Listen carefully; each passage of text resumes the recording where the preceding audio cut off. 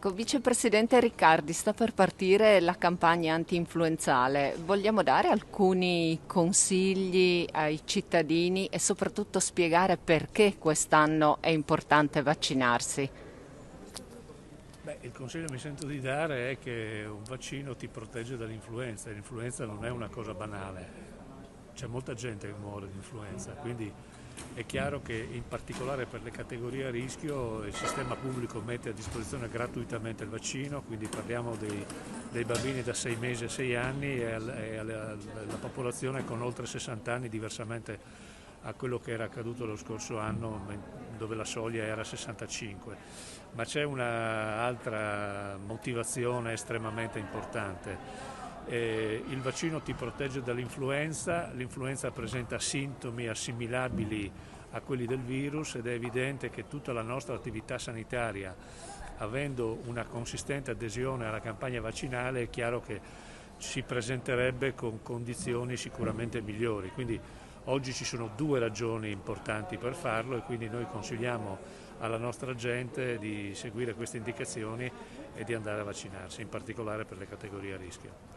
Ecco, quando potranno iniziare a vaccinarsi e cosa bisogna fare? Cioè bisogna prenotare dove, come? Devono seguire le indicazioni che troveranno nei siti delle rispettive aziende sanitarie territorialmente competenti. Per quanto riguarda i bambini poi ci saranno naturalmente i pediatri di libera scelta, la medicina generale coinvolta anche in questa grande operazione, oppure le strutture del servizio pubblico, quindi i distretti o i dipartimenti di prevenzione.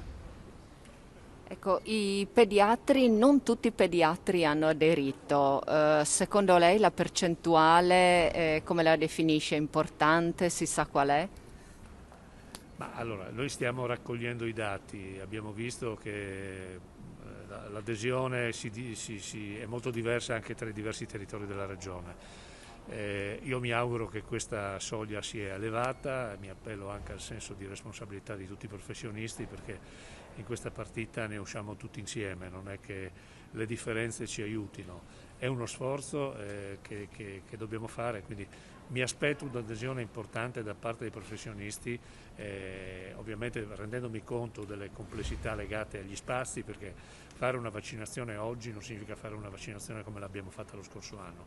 Su questo anche le aziende sanitarie e i distretti dovranno andare incontro cercando di mettere a disposizione spazi più ampi, ma come ripeto, qui non c'è una verità, non c'è un soggetto, qui è un sistema che insieme deve cercare di trovare le migliori soluzioni a fatti inediti e quindi su questo il buon senso che ci ha guidati fin qui e devo dire fin qui con risultati che credo siano positivi e sotto gli occhi di tutti.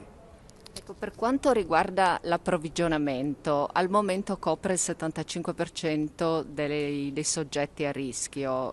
È sufficiente? Come vi comporterete in futuro? Ma noi siamo tra le regioni che hanno acquistato di più, quindi siamo nella fascia del oltre il 75% delle categorie a rischio. E quindi adesso noi dovremo capire come andrà questo andamento.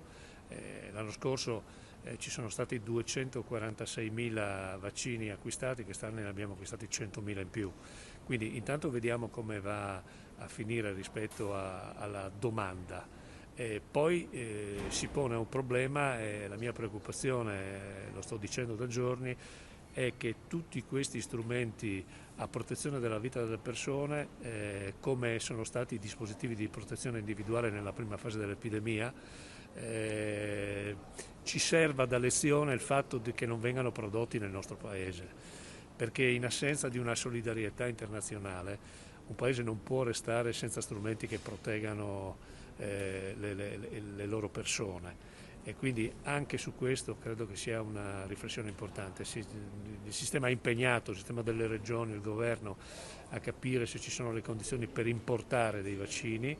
Se fossimo costretti e riuscissimo a importarli, io mi auguro che da qui in avanti si pensi a garantire a questo Paese di avere queste produzioni entro il proprio territorio nazionale. Lo dico da europeista convinto, però ho assistito a delle scene che credo ci aiuteranno a fare delle riflessioni importanti anche sull'epidemia. Quindi il lavoro di importazione in questo momento è importante, ma non è meno importante pensare di essere autonomi negli strumenti a disposizione per salvare la propria gente. Questo vale anche per i reagenti, per i tamponi.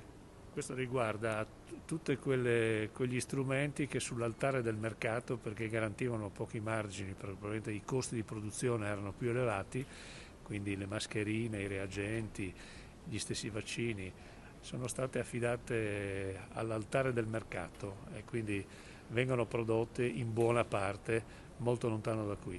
Io credo che sull'altare del mercato non si possa sacrificare il rischio della vita delle persone. Grazie.